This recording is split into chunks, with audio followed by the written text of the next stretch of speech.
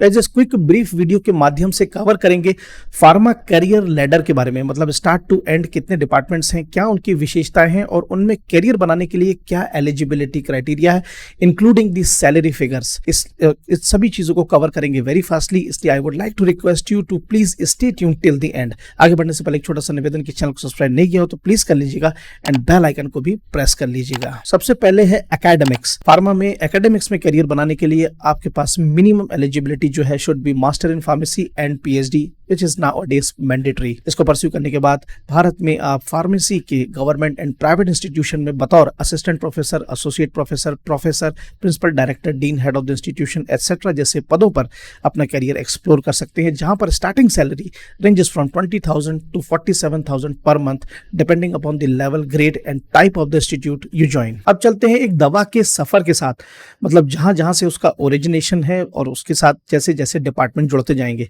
जिसमें सबसे पहले है रिसर्च एंड डेवलपमेंट, जहां पर एक ड्रग, एक मॉलिक्यूल और we can say the active pharmaceutical ingredient उसको डिस्कवर किया जाता है, खोजा जाता है। R&D is one of the most hierarchical department of the pharmaceutical company. R&D के अंदर मेजॉरिटी या फिर एलोपैथिक जो मेडिसिन होती हैं उसमें majority of the molecules are synthesised chemically. R&D के अंदर 12 से ज्यादा डिपार्टमेंट्स होते हैं, जहां पर करियर बनाने के लिए आपकी minimum eligibility should be M.Pharm, that is master in pharmacy, और वो भी अगर master in pharmacy in pharmaceutical chemistry होगी तो that will be very great, जहां पर सैलरी रेंजेस करती है from 3.5 lakh to 4 lakh per annum. This is the starting figure. इसके बाद नेक्स्ट डिपार्टमेंट होता है फॉर्मुलेशन एंड डेवलपमेंट।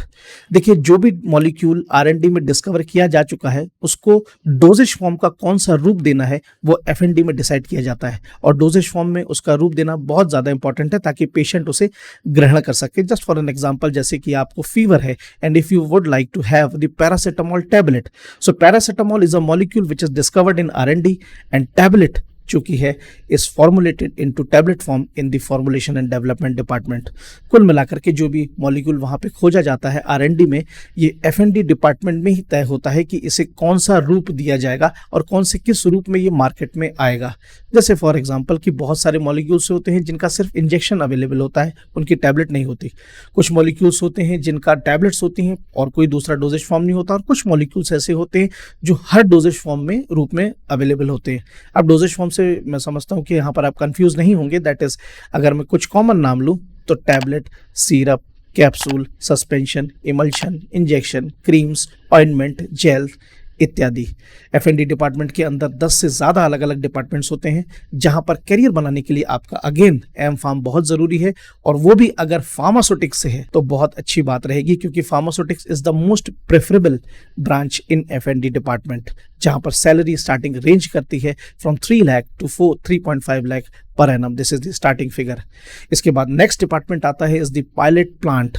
ये F&D का एक्चुअल में एक पार्ट है, जहां पर F&D में सक्सेसफुली फॉर्मूले को डेवलप कर लिया जाता है, उसे एक छोटे स्मॉल प्रोडक्शन यूनिट पर ट्राई किया जाता है, ताकि ये बड़े प्रोडक्शन यूनिट के टाइम पर जब लार्ज स्केल प्रोडक्शन होगा तो वहां पर वो फेल ना हो, इसलिए छोटे स्केल के ऊपर इसे ट्राई किया जाता है, जिसका नाम होता है पायलट प्लांट।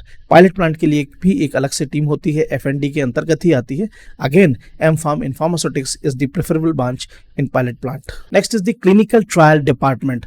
फाइनली जब पायलट प्लांट से जो छोटे स्केल पर बनाया हुआ प्रोडक्शन है, जब वो पूरी तरह से पास हो जाता है तो उसे क्लिनिकल ट्रायल डिपार्टमेंट में भेजा जाता है, जहां पर कई फेजेस में इस पर्टिकुलर डोजेज फॉर्म, इस मेडिसिन को एनिमल्स एंड ह्यूमंस के ऊपर की स्मॉल पॉपुलेशन के ऊपर टेस्ट किया जाता है, जहां से पास होने के बाद वो आगे प्रोसीड होता है। क्लिनिकल ट्रायल डिपार्टमेंट में 7 से ज्यादा अलग अलग डिपार्टमेंट्स होते हैं, जिसमें करियर बनाने के लिए आपका M.Pharm in pharmacology is most preferable, जहां पर सैलरी स्टार्टिंग रेंज करती है from 2.5 to 3.5 lakh per annum. इसके बाद जो नेक्स्ट डिपार्टमेंट है वो है प्रोडक्शन डिपार्टमेंट, जहां पर क्लिनिकल ट्रायल से पास होने के बाद फाइनली मेगा स्केल पर मेडिसिन का प्रोडक्शन किया जाता है। इसके बाद वो डायरेक्टली मार्केट में चली जाती हैं। प्रोडक्शन के साथ कई 3 और बेहद अहम डिपार्टमेंट जुड़े होते हैं, that is the quality control, quality assurance and regulatory affairs. इन सभी डिपार्टमेंट्स के ऊपर एक्सक्लूसिव वीडियोस ऑलरेडी चैनल पर अवेलेबल है, मैं डिस्क्रिप्शन में इनका लिंक पोस्ट कर दूंगा, आप चाहें तो जाकर के चेक कर सकते हैं। इन सभी डिपार्टमेंट में अगर एलिजिबिलिटी हम देखें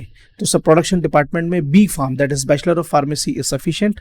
इसके बाद क्वालिटी कंट्रोल में M.Pharm in pharmaceutical analysis is the most preferable. Quality assurance and regulatory affairs में उनकी रिस्पेक्टिव ब्रांचेस से एम फार्म करें तो बेहतर रहेगा। Means M pharm in quality assurance and M pharm in regulatory affairs. इसके बाद डायरेक्टली जो सैलरी पैकेज है वो प्रोडक्शन डिपार्टमेंट में रेंज करता है from 1.8 to 2.5 lakh per annum, quality control department में 2 lakh to 2.5 lakh per annum, quality assurance में 3 to 3.5 lakh per annum and regulatory affairs में 4 lakh to 4.5 lakh per annum. These are all the starting figures. So finally production के बाद जो product है वो market में आ जाता है। कंपटीशन बहुत ज़्यादा है, इसीलिए किसी भी नए प्रोडक्ट की लॉन्चिंग के बाद उसकी मार्केटिंग बेहद ज़रूरी होती है, जिसे देखता है हर कंपनी का marketing department. Just for an example, आपने अपनी डे टू डे लाइफ में एक मेडिकल रिप्रेजेंटेटिव को नए प्रोडक्ट के बारे में डॉक्टर्स को ब्रीफ करते हुए ज़रूर देखा होगा। In fact I would like to mention that marketing team का अपना एक अलग ही लैडर सिस्टम होता है, जो कि एक एमआर से लेकर के उसके बाद एरिया मैनेजर, फिर रीजनल मैनेजर, फिर जोनल सेल्स मैनेजर, फिर उसके बाद वाइस प्रेसिडेंट एंड प्रेसिडेंट तक का सफर तय कर सकते हैं। मार्केटिंग डिपार्टमेंट भी एक ऐसा डिपार्टमेंट होता है जहां पर कोई भी फार्मा कंपनी आर&डी के बाद अपना सबसे ज़्यादा पैसा खर्चा करती है, क्योंकि उन्हें कॉम्पिटिटिव मार्केट में सर्वाइव भी करना होता है। तो गाइज ये थे कुछ मुख्य डिपार्टमेंट। इसके अलावा और भी सपोर्टिंग डिपार्टमेंट्स हैं जिनकी बहुत अहम रोल होती है और वहाँ पे भी आप अपना करियर बना सकते हैं। That is product management department, इसके बाद फार्माकोविजिलेंस एटसेट्रा। हालांकि इनके ऊपर भी एक एक्सक्लूसिव अलग से वीडियोस हैं, आप चैनल पे जाकर के प्लीज चेक कर सकते हैं। So guys pharma career letter के बारे में था ये quick brief video, just for a glance. आशा करता हूँ कि वीडियो आपको अच्छा लगा होगा। अच्छा लगा हो तो प्लीज़ लाइक शेयर कीजिएगा एंड कोई भी क्वेरी क्वेश्चन हो तो प्लीज़ कमेंट करें। इंस्टाग्राम पर भी फॉलो करना ना भूलें एंड चलता हूँ, जल्दी मिलूंगा अगले वीडियो में। Till then stay motivated, work smarter and good luck.